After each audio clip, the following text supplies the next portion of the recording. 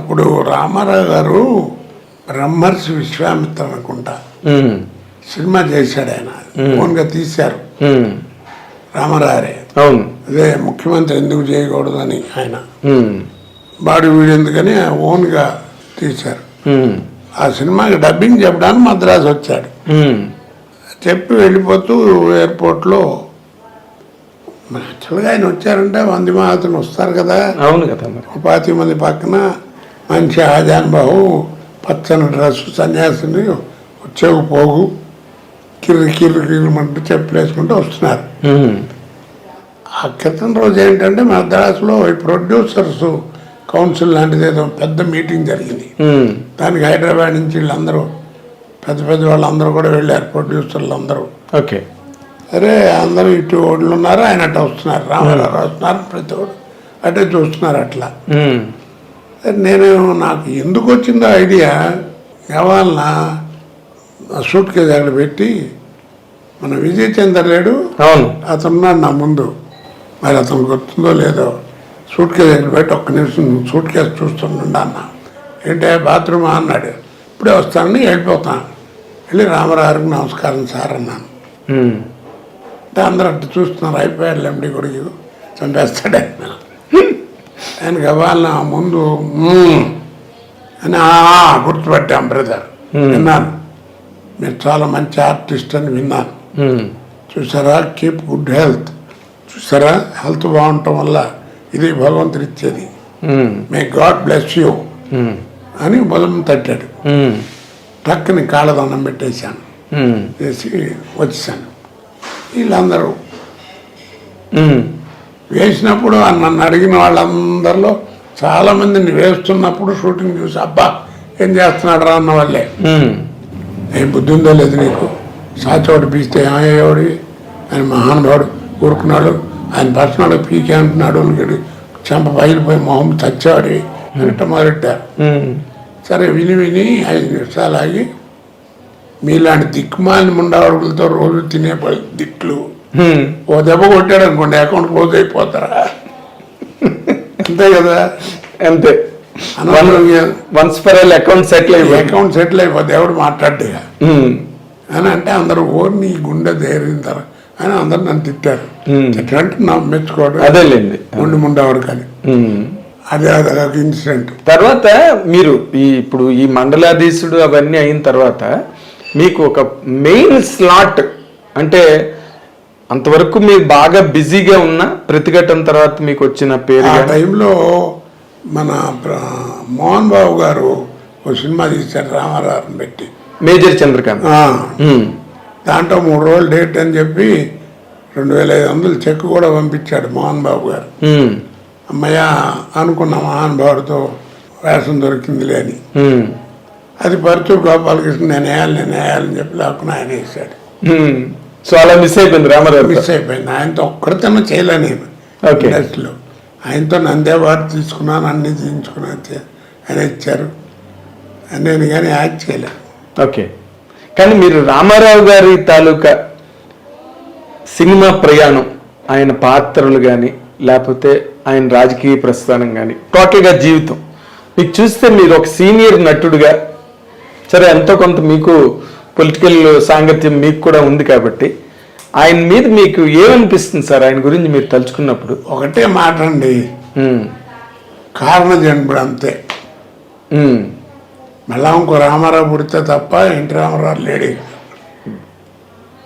అంతకంటే పెద్ద మాట లేదు ఇక ఆయన గురించి. అవునండి, అవును. ఒక ఘంటసాల వెంకటేశ్వరరావు, ఒక ఎన్టీ రామారావు గారు, వాళ్ళంతా కారణ జన్ములు.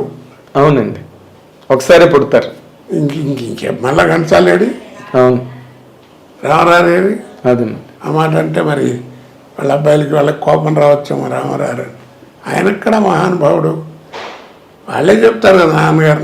అవును, బాలకృష్ణ గారు ఎప్పుడు ఆయన నోట్లో ఎప్పుడు నాన్నగారి పేరే ఉంటుంది, పేరే ఉంటుంది. తర్వాత డైలాగులు కూర్చుంటే ఆయన డైలాగులు చెప్తుంటారు. అవును, కాబట్టి ఆయన ఇది అంటే కారణ జన్మలు ఎందుకంటున్నానంటే ఒక్క వ్యక్తి, ఒకే ఒక వ్యక్తి కడివడి పాలల్లో విరిగిపోవాలంటే ఒక్క ఉప్పు కడికి చాలన్నట్టుగా ఇంతమంది కోట్ల మంది తెలుగు వాళ్ళు ఉంటే మహానుభావుడు ఒక్కడు నిలబడి 6 నెలల్లో కాంగ్రెస్ గవర్నమెంట్ పడగొట్టి పట్టుదల బట్టి దేశమంతా తిరిగి ప్రపంచ ఖ్యాతిగాంచాడు ఆ ఒక్క ఎలక్షన్తో. ఒక్కడు మనిషి పోయాడు. తర్వాత పక్కన చేరిన భజన సమాధానం పక్కన పెట్టింది. అవునండి, ఒకే ఒక్కడు. ఆయన లేకపోతే ఏముంది?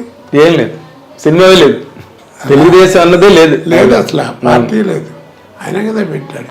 పైగా పార్టీ తెలుగువారి ఆత్మగౌరవం అనుభవుడు కారణజన్ముడు అంతే. ఇక అదేలేండి, ఇంకో రెండో పదం లేదు.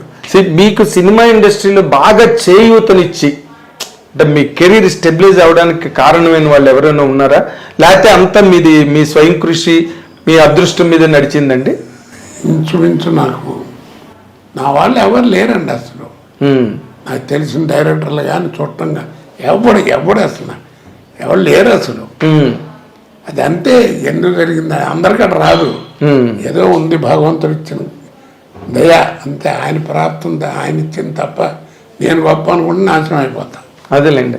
అలా అయితే ఇప్పుడు మరి మీరు అలాగ మీ అదృష్టవశాత్తు లేకపోతే మీ ప్రతిభ మీ కెరీర్ మీరు అలాగ నడిచింది, ఎవరు సపోర్ట్ లేకపోయినా ఆ సక్సెస్ ఏదైతే వచ్చిందో దాన్ని మీరు సవ్యంగా వినియోగించుకున్నాను అనుకుంటారండి ఎప్పుడైనా, లేకపోతే దాంట్లో కూడా లోటుపాట్లు ఉన్నాయా? అంటే ఏదన్నా 2 డేకులు ఎక్కువ తింటాం ఇలాంటివి తప్ప రెండో గొడవ లేదండి అసలు నాకు. యథార్థంగా చెప్తున్నాను. ఇప్పుడు ఈ ఫోటోలు అన్నీ ఉన్నాయి కదా, ఈ గెటప్లు ఉన్నటువంటి ఫోటోలు మామూలు ఫోటోలు బోల్డ్ ఉన్నాయి. ఆ రోజుల్లో ఏంటంటే ఈ చెక్కల మీద ఉండేవి 100 డేస్ ఇవన్నీ. అవును, కొంచెం చెదబట్టి పాడైపోయాడు. సరే మీకు తెలుసు కదా నాకు మా అబ్బాయి పోవటం. అవునండి, వాడు ఇవన్నీ కాస్త బాగున్న వాటన్నిటి ఫోటోలు తీసి ఇది చేయించి పెట్టాడు. అవునండి, 14 ఏళ్ళు ఇది పెట్టి 14 ఏళ్ళైంది. 14 ఏళ్ళు అలా ఉంది. అదేలేండి. అంటే లోటుపాట్లు ఏం మీరు ఏం ఫీల్ అవ్వట్లేదు? వెనకాతలకు ఒకసారి వెనక్కి తిరిగి చూసుకుంటే అరే నేను ఆ పొరపాటు చేశాను. పొరపాటు అంటే నాకు పనే ఉందండి. ఇప్పుడు నాకు అంటే గొప్ప చెప్పడం కాదు. ఇప్పుడు నా పక్కన కనీసం ఒక 50 మంది ఉన్న లేడీస్ వేసుకుంటారు. వాళ్ళ ఫోన్ నెంబర్లు కానీ వాళ్ళతో మాట్లాడటం అంటే షూటింగ్లో తప్ప అట్లాంటి గొడవలు నాకు అసలు ఆ గొడవలే లేవు. నేను నాటకాల దగ్గర నుంచి కూడా ప్రొఫెషన్లో ఉన్న వాళ్ళతో జాగ్రత్తగా ఉండాలి. ఓకే, అది నాకు మా అన్నయ్య నేర్పినటువంటి విద్య. నా ఫస్ట్ గురువు మా అన్నయ్యే.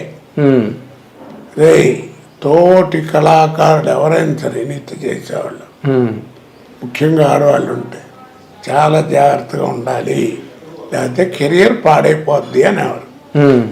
ఇక మాట్లాడటానికి ఏమో జోకులు మీకు తెలియదు. అదే నేను ఎక్కడ కూర్చున్నా 10 మంది చేస్తారు. మీరు నిజంగా అలాగే ఉన్నారండి శ్రీరామచంద్రుడిలాగా? శ్రీరామచంద్ర సినిమాకి సంబంధించినంత వరకు అలాగే ఉన్నానండి. అవునా? మీరు నమ్మండి నమ్మకపోండి. కాన్ఫిడెన్స్ ప్రామిస్ చేస్తా. అంతేనా? ఎవరినైనా అడగండి. కదా నేను అంటుంది, ఎవరినైనా ఒక పాపులర్ స్టార్గా. అవును, అంటే మామూలు ఊరికి ఎలా డబ్బకి ఏదో జూనియర్ ఆర్టిస్ట్లు ఆడలు కాదు, ఏదో 1-2 సినిమాలు చేయటం అది కాదు. నా పక్కన యాక్ట్ చేసినటువంటి ఇప్పుడు పెద్ద ఆర్టిస్టులు ఉన్నారు కదా, లేడీ ఆర్టిస్టులు. అవును, అది కాన్ఫిడెన్స్ చెప్పగలను. అంతేనా? ఓకే. బట్ మీరు ఒక విషయం మీరు గమనించారు, నాకు కూడా తెలుసు. ఎందుకంటే నేను మీ కెరీర్కి నేను డైరెక్ట్ విట్నెస్.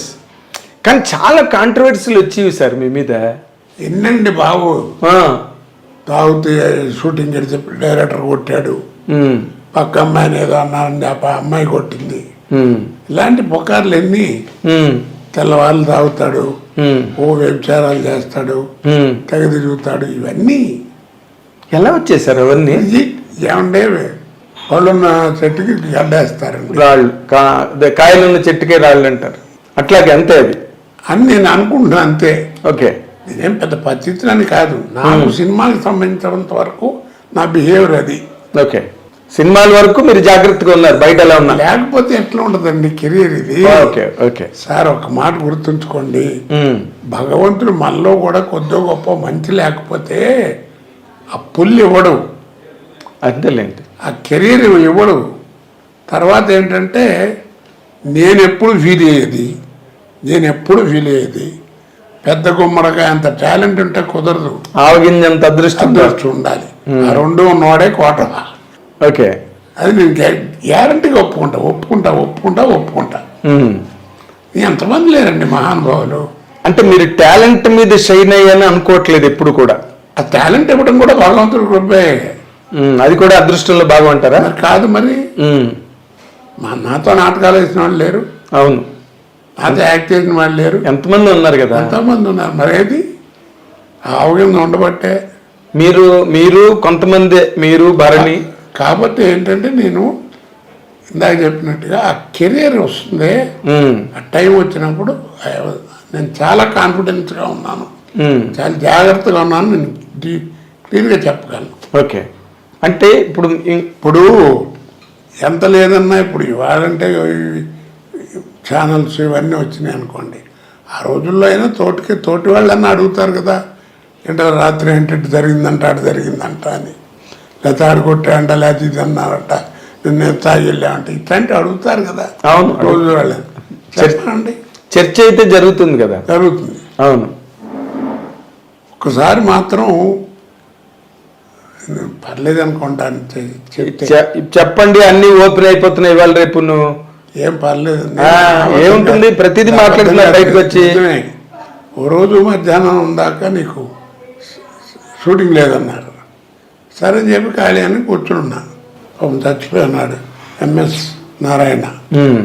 ఏంటి అన్నగారు మధ్యాహ్నం ఎప్పుడో షూటింగ్ ఏది ఖాళీ లేదు అంటారంటే, రెండు అన్నంటే సరే అని చెప్పి ఇద్దరం కలిసి కాసేపు మందేసి అనుకోకుండా కవర్ చేశారు షూటింగ్కి.